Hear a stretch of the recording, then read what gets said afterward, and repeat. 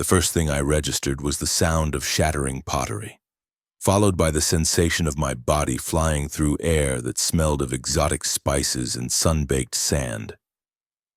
One moment I had been haggling with a vendor over a curious metal trinket. The next I was sailing past colorful awnings and shocked alien faces. My journey ended abruptly when I crashed into a display of brass urns, sending them clattering across the crowded marketplace floor.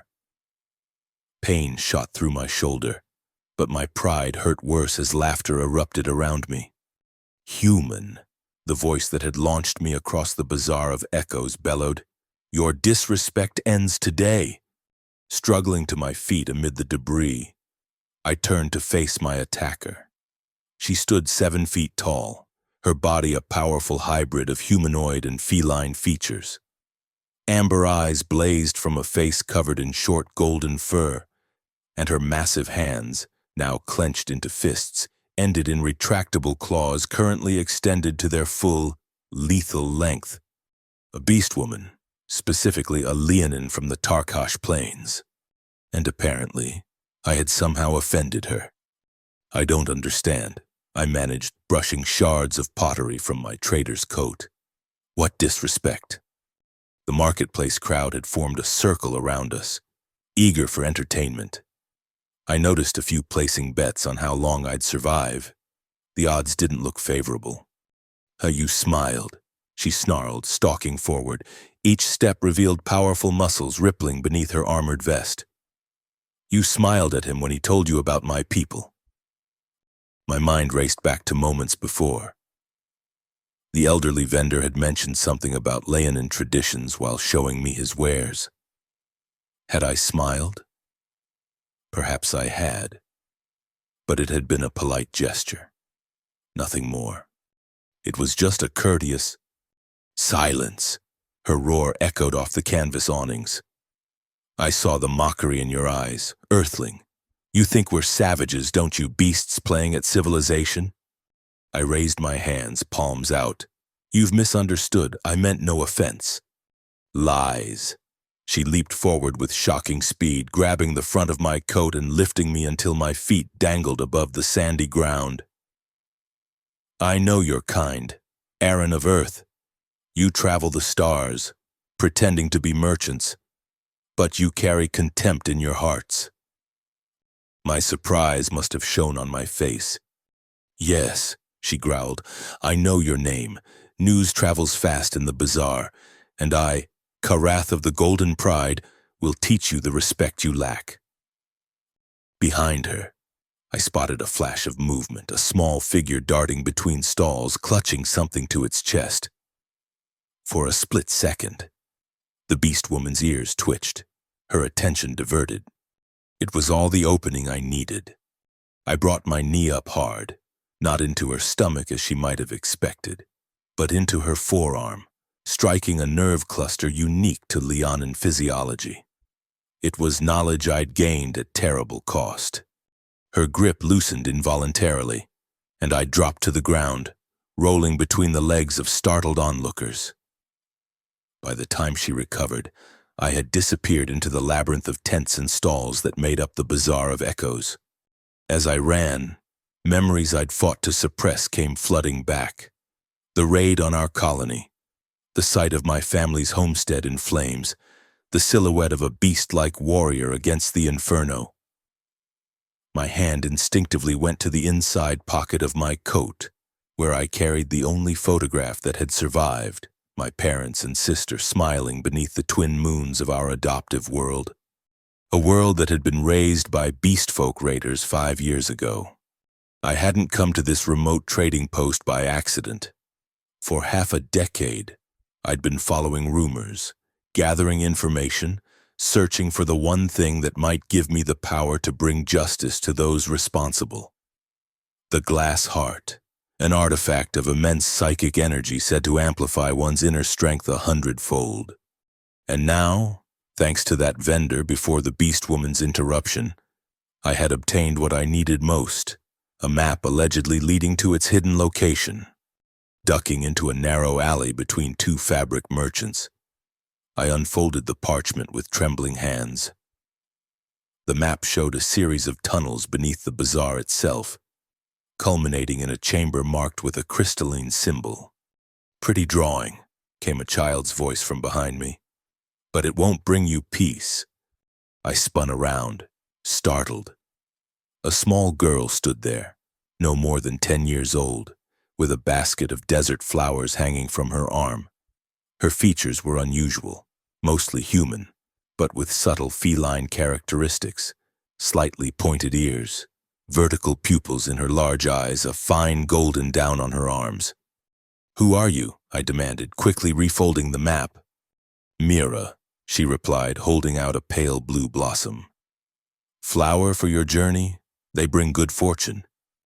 "I make my own fortune," I said, but found myself reaching for a coin anyway.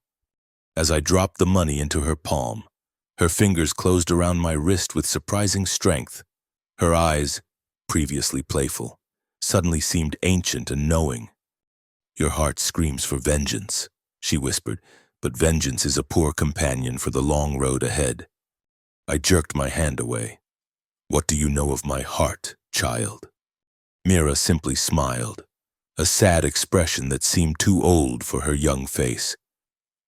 "I know that what you seek will ask more of you than you're prepared to give." She placed the flower in my coat pocket without asking permission. "When the glass sings, remember who you were before the fire consumed your smile." Before I could question her cryptic statement, she had vanished into the crowd, leaving me with an unsettled feeling and a flower that seemed to glow faintly in the dim alley. Shaking off the encounter, I consulted the map again. According to its markings, the entrance to the underground passages was hidden behind the scarlet tent of a fortune teller at the eastern edge of the bazaar. I would need to move carefully. The Beastwoman would surely be hunting me, and causing a scene earlier had drawn unwanted attention, as the twin suns of this desert world began their descent, casting long shadows through the canvas city. I made my way toward the eastern quarter, keeping to crowded pathways where my human form wouldn't stand out among the diverse species that populated the marketplace. The Bazaar of Echoes had earned its name from the curious acoustic properties of its design. Sounds carried in unexpected ways, bouncing off tent walls and creating pockets where conversations from hundreds of feet away could be heard clearly, while words spoken directly beside you might be swallowed by sudden silence. It made for a disorienting experience, perfect for those with secrets to trade. I paused at a food stall, purchasing a skewer of roasted something or other, using the moment to scan my surroundings. That's when I heard it, a conversation between two merchants, their voices carried to me by the bazaar's strange acoustics. "Idru threw him clear across Vimla's pottery display," one was saying, clearly amused. "A Karath's always been quick to anger," replied the second. "But this seemed different. She's hunting the human personally." Something about her brother's squadron, I heard. Wasn't there trouble with Earth colonists in the Outer Rim? The Tarkash Plains incident, that was years ago. Strange she'd hold a grudge against a random trader. I nearly choked on my food. The Tarkash Plains, that was what the humans had named our settlement. Could this Karath be connected to the raiders who destroyed my home? The possibility made my heart race. Perhaps fate had brought my enemy directly to me, saving me the trouble of hunting them down after acquiring the glass heart. Lost in thought, I almost missed the shadow that fell across my path. Looking up, I found myself face to face with a towering figure, but not the Beastwoman I expected. This was a Durkhan, one of the stone-skinned people from the mining worlds. His craggy features twisted into what might have been a smile, revealing teeth like polished obsidian. "Aaron of Earth," he rumbled, his voice like gravel shifting.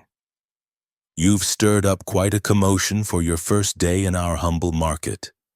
I tensed, ready to flee, but his massive hand settled on my shoulder with deceptive gentleness. "No need for alarm," he continued. "I am Durok, and I believe we share a common interest. I doubt that, I replied coldly. The glass heart, he said simply, and watched as I failed to hide my reaction. Yes, I thought so. The map you acquired, it's incomplete. Despite my suspicion, curiosity got the better of me. What do you know about it? Duroc glanced around, then leaned closer. Not here. Too many ears in the bazaar. Meet me at the Red Pavilion when the second sun sets. I have information that will help you and reasons of my own to see Karath of the Golden Pride humbled. Before I could respond, he melted back into the crowd with surprising grace for one so large. I stood there, uncertain whether to trust this unexpected ally, when a commotion erupted several stalls away. The crowd parted, revealing the Beastwoman, systematically questioning vendors about my whereabouts.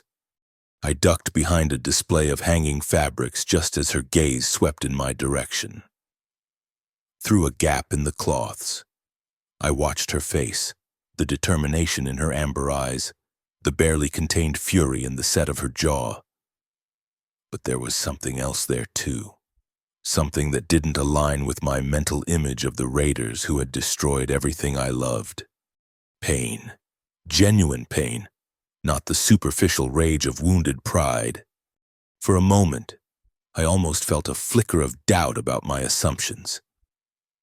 Then I remembered the flames, the screams, the years of emptiness that followed, and my resolve hardened once more. The glass heart would give me the power to ensure justice. Nothing else mattered. As Karath continued her search in the opposite direction, I slipped away toward the eastern edge of the bazaar, where a fortune-teller's scarlet tent awaited, and beyond it, if the map spoke true, the path to my vengeance. The fortune-teller's tent stood apart from the others, its crimson fabric rippling in the evening breeze like blood in water. No hawker stood outside to lure in customers. No signs proclaimed mysterious powers or ancient wisdom. Just silence and that unsettling movement of cloth. I approached cautiously, one hand inside my coat where I kept a small pulse pistol, technically forbidden in the bazaar, but rules had always seemed more like suggestions to me, especially when vengeance was at stake. The tent flap opened as I drew near, though no one appeared in the entrance. After a moment's hesitation, I stepped inside. The interior was bathed in amber light from oil lamps hanging from the central pole. Cushions were arranged in a circle around a low table, but the space was empty of people. On the table sat a single item, a small glass orb, cloudy with what looked like smoke swirling inside it. "Hello?" I called, my hand still on my concealed weapon. No answer came, but the smoke within the orb began to move more rapidly, forming patterns that almost resembled writing before dissolving again. According to the map, there should be a hidden entrance somewhere in this tent. I began examining the edges where the fabric met the ground, looking for any sign of disturbance in the sandy floor. "She won't be back," came a familiar voice. I spun around to find Mira, the flower girl, sitting cross-legged on one of the cushions. She hadn't been there a moment ago. I was certain of it. "The fortune-teller," Mira continued, playing with one of her flowers. "She left when the Bazaar Lord's men came asking questions about the glass heart. Most people know better than to speak of it openly. How do you keep appearing out of nowhere?" I demanded. "And what do you know about the heart?" "I know it isn't what you think," she replied, her strange eyes reflecting the lamplight. "It doesn't grant wishes or powers. It reveals truth, and truth is rarely what we want it to be." "I'm not looking for wishes," I said, resuming my search for the hidden entrance. "Just justice." "Are you certain those aren't the same thing?" Mira asked, twirling her flower between her fingers. "Most who seek the heart are looking for validation, not truth." I ignored her, finally finding what I was looking for, a section of the tent floor where the sand had been disturbed recently. Brushing it away revealed a wooden trap door with an iron ring. "The tunnels are a maze," Mira warned as I pulled open the heavy door, revealing stone steps descending into darkness. "And you're not the only one hunting today." "Karath?" I asked, drawing my pulse pistol now that we were away from the market's prying eyes. Mira's expression grew somber. Yes, but also Durok." I paused with one foot on the top step. "He offered to help me, said he had a grudge against Karath. And that didn't strike you as convenient?" Mira sighed, suddenly sounding much older than her apparent years. "Durok serves the Bazaar Lord. They've been searching for the heart for decades. If he approached you, it's because he thinks you can lead him to it." My mind raced, reevaluating my encounter with the stone-skinned merchant. "Why are you telling me this? Why help me at all?" Mira didn't answer directly. Instead, she reached into her basket and pulled out a small, luminous crystal, which she handed to me. "For light," she explained. "The tunnels are dark, and darkness feeds our fears." I took the crystal, which glowed with a soft blue radiance when I touched it. "You still haven't answered my question." "Because you're asking the wrong one," she replied cryptically. "The question isn't why I'm helping you, but why you're really seeking the heart. Is it justice you want, Aaron of Earth? Or is it the power to inflict the same pain that was inflicted on you?" Before I could formulate a response, a commotion erupted outside the tent, shouts and the sound of fabric tearing. Mira's eyes widened. "They found you," she whispered. Go! I'll try to delay them." Without waiting for my response, she darted out of the tent. Through the open flap, I caught a glimpse of chaos, market guards in the uniforms of the Bazaar Lord, and behind them, the massive form of Durok. I descended the steps quickly, pulling the trapdoor closed above me. The luminous crystal Mira had given me cast eerie shadows on the rough stone walls of a tunnel that stretched ahead into darkness. According to the map, I needed to follow this passage until it intersected with a larger chamber, then take the third tunnel on the left. As I moved deeper underground, the sounds of pursuit faded, replaced by an unsettling silence broken only by the occasional drip of water from the ceiling. The air grew cooler and carried a mineral scent, along with something else, a faint sweetness that seemed oddly familiar yet impossible to place. The tunnel eventually opened into a circular chamber with 5 identical passages leading off in different directions. I consulted the map, counting carefully to identify the third left path, when a sound from behind made me whirl around. Weapon raised. "Your reflexes are good," came a low, rumbling voice. "For a human." Karath stood in the entrance to the chamber, her massive frame nearly filling the tunnel. She wasn't carrying any visible weapons, but with those claws and her natural strength, she hardly needed them. "How did you find me?" I demanded, my pulse pistol aimed steadily at her chest. "I followed your scent," she replied simply. "Humans have a distinctive smell. Fear, mostly." "I'm not afraid of you," I lied. Something like amusement flickered in her amber eyes. "Your weapon suggests otherwise." She took a step forward, and I tightened my finger on the trigger. "That won't stop me. You know, it might slow me down, give you a head start. But these tunnels only lead to one place." "The glass heart," I said. She nodded. "So you do know what lies below. I wondered if you were just a pawn in Durok's game." "I'm no one's pawn," I snapped. "I've been searching for the heart for years." "Why?" she asked, her head tilting slightly in what seemed like genuine curiosity. "What would a human trader want with an artifact of my people?" Her question caught me off guard. "Your people?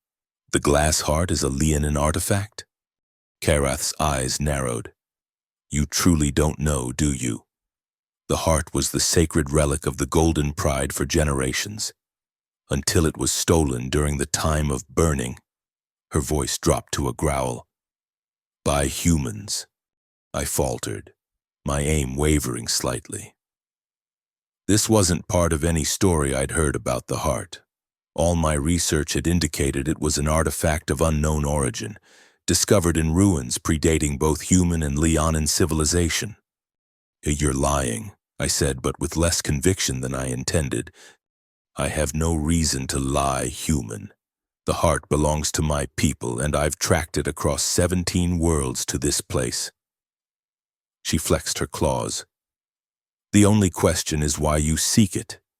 For a moment, I considered telling her the truth about the raid, my family, the years spent planning my revenge. But if she was connected to the attackers, it would only confirm that I was a threat.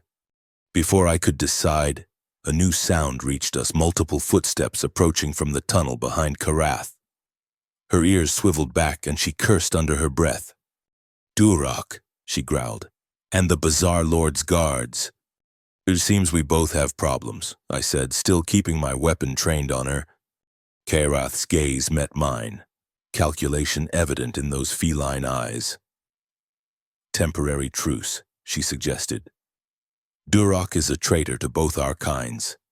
Neither of us wants him to claim the heart. I hesitated. Allying with a Beastwoman, possibly one connected to my family's killers, went against everything I'd worked toward. But if Durak reached the heart first, all would be lost. Fine, I agreed reluctantly. Truce, until we deal with Durak. Karath nodded once, then moved with surprising speed, darting across the chamber to the correct tunnel, the third on the left, exactly as my map had indicated. She clearly knew the way as well as I did. Coming human, she called over her shoulder. Or would you prefer to explain yourself to Durak and his masters? Swallowing my distrust, I followed her into the darkness. The tunnel descended steeply, requiring us to half climb, half slide down sections where the floor dropped away. Karath moved with natural grace despite her size, while I struggled to maintain my footing on the slick stone. Why did you attack me in the market? I asked as we navigated a particularly treacherous stretch. Just because you thought I smiled mockingly at a vendor? She didn't look back as she replied. The vendor was telling you about the night of cleansing, a sacred ritual of my people that commemorates our liberation from slavery. Your smile seemed inappropriate. I wasn't mocking anything, I insisted, and if I smiled, it was only out of politeness. Perhaps, she conceded, surprising me. My people have been objects of curiosity and derision since making contact with humans. Sometimes it becomes difficult to distinguish between genuine interest and subtle mockery.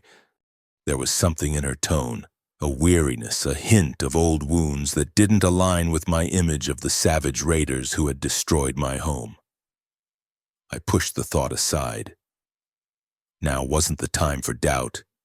The tunnel eventually leveled out and widened into another chamber, this one much larger than the first.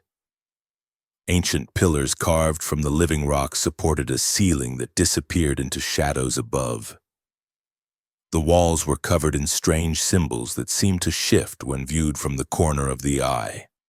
In the center of the chamber stood a pedestal of black stone, and upon it, a crystalline object about the size of my fist, pulsing with an inner light that cast rainbows across the floor. The glass heart. Karath had gone completely still, her eyes fixed on the artifact, an expression of reverence on her leonine features. After all this time, she whispered. I kept my distance, watching her carefully. You said it was stolen from your people, Boo. What does it do, exactly? She glanced at me, as if remembering my presence. It is said to reflect the truth of one's inner nature, to amplify what lies within. For the worthy, it grants clarity and strength. For the unworthy. She trailed off ominously. And you consider yourself worthy? I couldn't keep the skepticism from my voice. It is not about worthiness as you understand it, human. The heart responds to purity of purpose, not moral superiority. She took a step toward the pedestal. My purpose is to restore the honor of my pride, to reclaim what was taken from us. And mine is justice, I said, moving to block her path. My weapon raised once more. For a settlement on the Tarkash Plains that was raised by Leonin raiders 5 years ago, Karath went rigid, her amber eyes widening with what looked like genuine shock. What did you say? You heard me, I snarled, memories of flames and screams threatening to overwhelm me. A human colony was destroyed, everyone massacred, my family, my parents, my little sister, all dead at the hands of beast folk raiders. The only survivor said they were led by a Leonin warrior. For several heartbeats, Karath was silent, her expression unreadable. Then, slowly, she retracted her claws, a gesture of non-aggression among her kind. The Tarkash incident, she said quietly. I know of it. But you have been misled, Aaron of Earth. It was not Leonin who attacked your settlement. Don't lie to me, I shouted, my hand shaking slightly as I kept the pulse pistol leveled at her. I've spent 5 years tracking down witnesses, gathering evidence. And who provided this evidence? She asked, her voice unnervingly calm. Durok, perhaps, or agents of the Bazaar Lord. My silence was answer enough. The Tarkash Plains housed more than just a human colony. Karath continued. It was also the site of an ancient temple, one of several where fragments of the glass heart had been hidden after it was shattered in the time of burning. She took a careful step forward, her hands open at her sides. My brother led a diplomatic mission to your settlement, seeking permission to access the temple. They never returned. When a second party was sent to investigate, they found the colony in ruins and our people blamed for the destruction.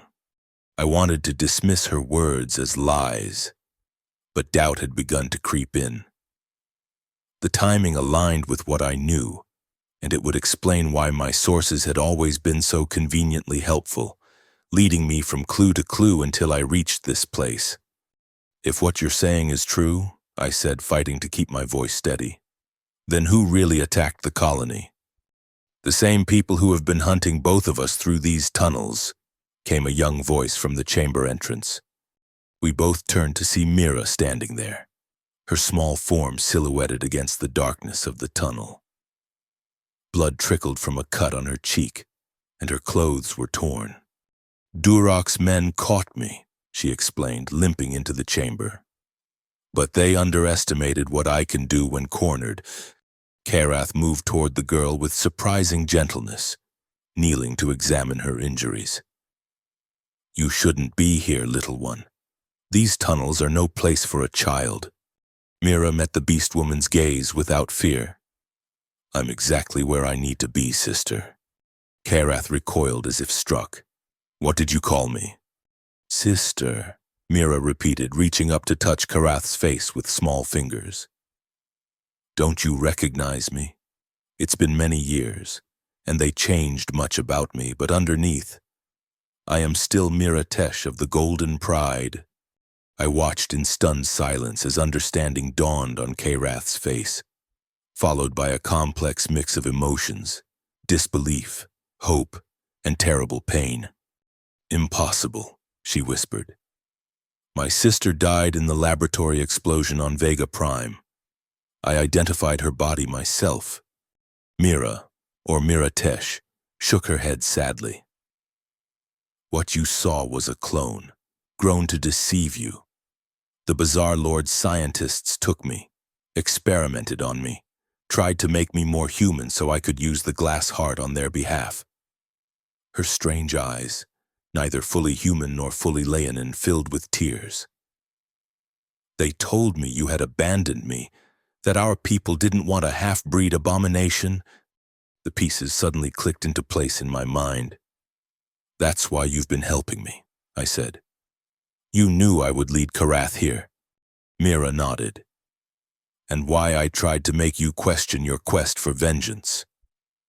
The Bazaar Lord has manipulated us all, turned us against each other while he searched for the pieces of the heart.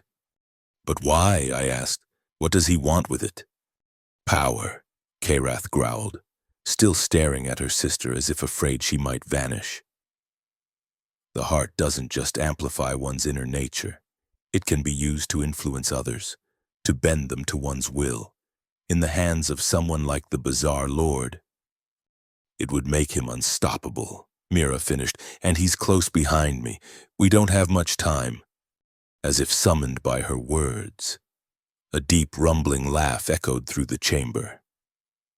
Durok emerged from a different tunnel than the one we had used, flanked by armed guards in the Bazaar Lord's colors. How touching, the stone-skinned merchant said, his obsidian teeth gleaming in the light of the glass heart. A family reunion, and you've led me right to the prize, just as planned. Traitor, Karath spat, you betrayed my brother on Tarkash. You orchestrated the attack on the human settlement. Durok shrugged his massive shoulders. Business necessitates certain arrangements. Your brother refused to cooperate, as did the human colonists when we explained what we needed from their temple. He turned his gaze to me. You were a most useful tool, Aaron of Earth. Your thirst for vengeance made you predictable, easy to guide. Rage boiled inside me, not just at being manipulated, but at the realization that I'd spent 5 years chasing the wrong enemy, that I'd nearly killed an innocent in my blind quest for revenge. You murdered my family, I said, my voice deadly quiet as I aimed my pulse pistol at Durok's head. Nothing personal, he replied dismissively. They were simply in the way, as you are now. He gestured to his guards. Kill them all and bring me the heart. As the guards raised their weapons, several things happened simultaneously. Karath leaped forward with a roar, her claws extended. Mira dropped to the ground, her small hands pressed against the stone floor, her eyes closed in concentration. And I fired my pulse pistol, not at Durok, but at the ceiling above him. The energy blast struck ancient stone weakened by centuries of moisture, causing a section of the ceiling to collapse on 2 of the guards. Karath reached the others, her natural weapons proving more effective than their energy rifles at close range. Durok, however, was moving toward the pedestal, his rocky hide deflecting a shot I managed to get off in his direction. Stop him, Mira cried, her voice strained. I can't hold the tunnel entrances much longer. I realized then that she was somehow using psychic abilities to create a barrier at each tunnel entrance, preventing more guards from entering, an ability that must have come from the experiments performed on her. Diving across the chamber, I tackled Durok just as his fingers were about to close around the glass heart. We crashed to the floor, his stone body feeling like hitting a brick wall.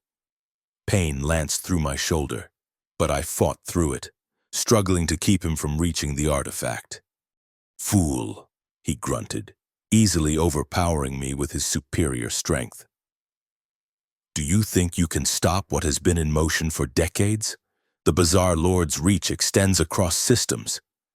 Perhaps, came Karath's voice as she finished dispatching the last guard.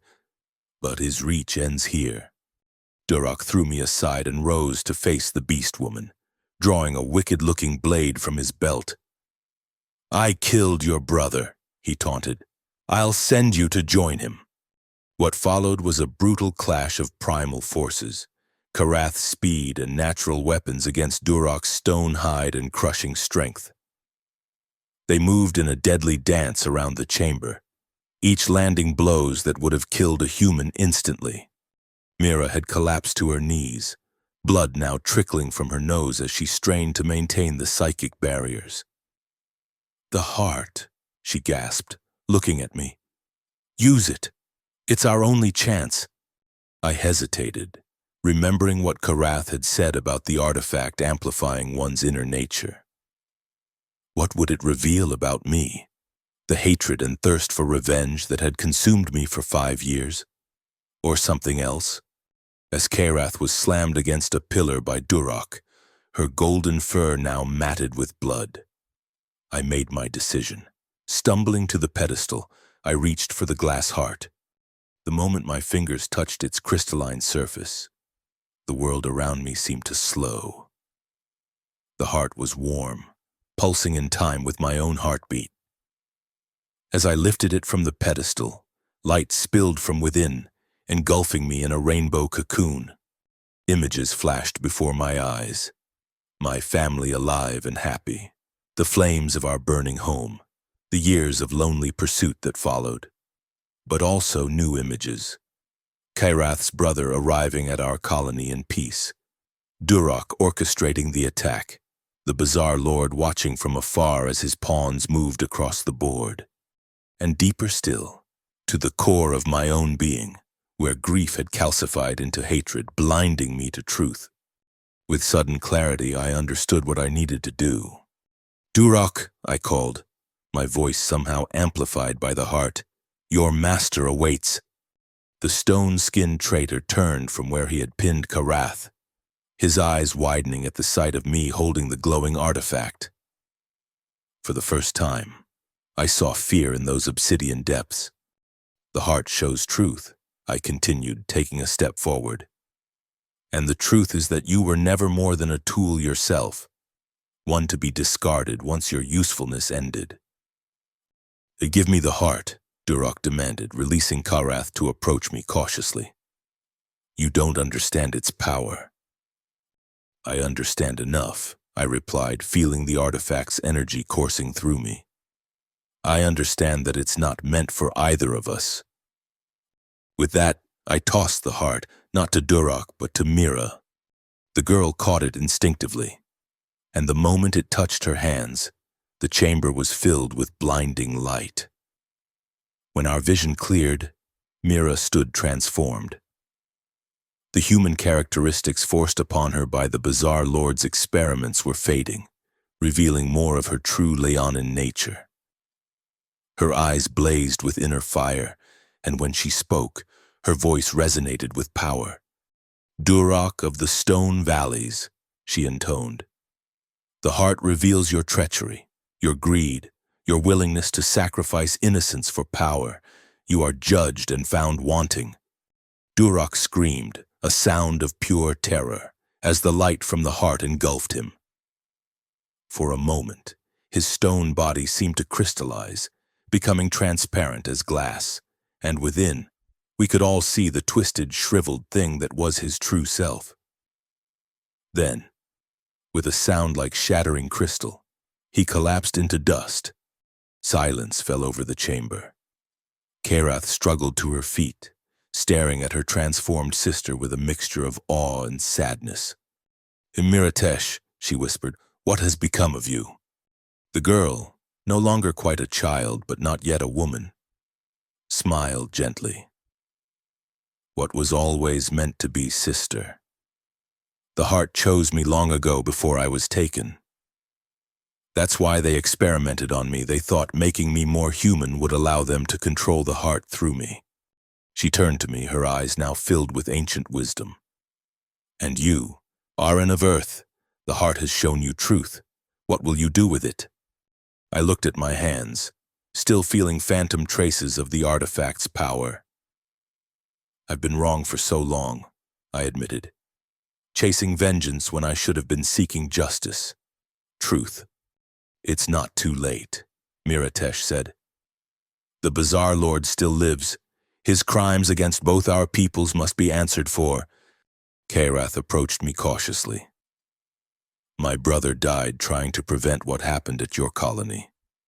He would have welcomed a human ally in bringing the true culprits to justice." I met her amber eyes, seeing them now not with fear or hatred, but with understanding. "Then let's finish what he started." Miratesh smiled, the glass heart pulsing gently in her hands. "The three of us together, as it was foretold." "He foretold?" I asked. "The heart has many secrets," she replied mysteriously. some of which I'm only beginning to understand, but one truth is clear: the path ahead requires us all. As we made our way back through the tunnels, Miratesh leading the way with the gentle light of the glass heart illuminating our path, I found myself walking beside Karath. The Beastwoman who had thrown me across the bazaar just hours ago now moved with measured steps, matching her pace to mine, too. "I still don't understand why you attacked me so violently," I said, breaking the companionable silence that had fallen between us. "Even if you thought I was mocking your customs, it seemed excessive." Karath's ears flattened slightly in what I was beginning to recognize as embarrassment. "It wasn't just the smile," she admitted. "When I saw you speaking with that vendor, something about you reminded me of my brother. The way you held yourself, perhaps it angered me, reopened old wounds, hurt me." I nodded, understanding all too well how grief could transmute into rage at the slightest provocation. "I've spent 5 years letting anger consume me," I said quietly. "It's a poor substitute for the people we've lost." "Yes," she agreed, her voice equally soft. "Though I find it is easier to fight than to heal. Perhaps we can learn to do both." Ahead of us, Miratesh paused at a junction in the tunnels, her transformed features solemn in the heart's glow. "The Bazaar Lord will have fled by now," she said. "His connection to Durak would have allowed him to feel his servant's demise." "Then we'll hunt him," Karath declared firmly. "Across systems if necessary." "We will," her sister agreed, "but not tonight. Tonight, we rest and recover our strength. The journey ahead will be long." As we emerged from the hidden entrance in the fortune-teller's tent, we found the Bazaar of Echoes in chaos. News of Durak's death had spread, and with it, rumors of the Bazaar Lord's complicity in ancient crimes. Merchants were packing their wares, preparing to leave before violence erupted. We made our way to a quiet corner of the marketplace, where Miratesh used the heart's power to create a bubble of silence around us. A place where the bazaar's strange acoustics couldn't carry our words to unfriendly ears. "We should leave before dawn," Karath suggested, cleaning her wounds with methodical care. "The Bazaar Lord has many agents. They'll be looking for us, and for the heart." I nodded in agreement, then hesitated.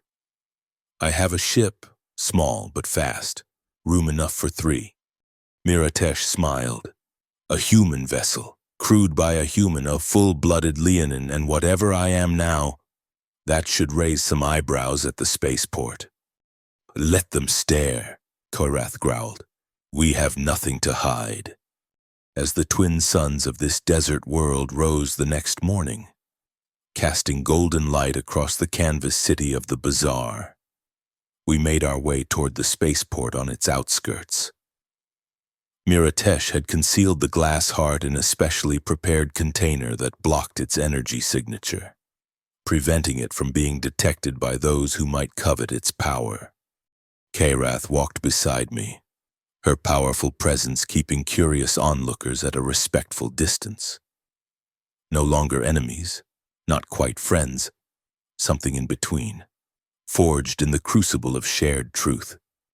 "Where will we go first?" she asked as my ship came into view. A battered but reliable freighter that had been my home for 5 lonely years. I thought of all the places I'd traveled in my quest for vengeance, the connections I'd made, the information networks I'd tapped into, resources that could now be turned toward a different purpose. "I have a contact on Vega Prime," I replied, "someone who might know more about the experiments performed on your sister. It's a place to start." Karath nodded, her amber eyes meeting mine. A good beginning. As we boarded the ship and prepared for departure, I found myself thinking of that moment in the market, a simple smile that had set these events in motion.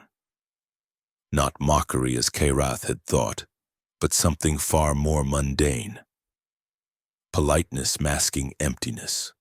I realized with sudden clarity that I couldn't remember the last time I'd genuinely smiled before today. Not since the night flames had consumed my home and family. For 5 years, I had been a hollow vessel filled only with purpose, with no room for joy or connection. Now, as I engaged the ship's engines and felt the familiar rumble beneath my feet, I glanced at my unlikely companions, Karath checking the navigation systems with professional interest, Miratesh gazing out the viewport at the stars that awaited us, and felt something crack and fall away inside me. The smile that spread across my face then was real, small, tentative, but authentic. Not a gesture of politeness or a mask for darker emotions, but the first fragile tendril of something new taking root where only scorched earth had existed before. Karath caught my expression and raised an eyebrow in question. Just thinking," I said, as our ship rose above the Bazaar of echoes and pointed its nose toward the stars. "About new beginnings." The Beastwoman who had once thrown me across a marketplace nodded in understanding, the ghost of her own smile playing at the corners of her leonine mouth. "To new beginnings," she agreed. As we left the desert world behind and embarked on a journey none of us could have foreseen, not one of vengeance, but of justice, of truth, and perhaps, eventually, of healing.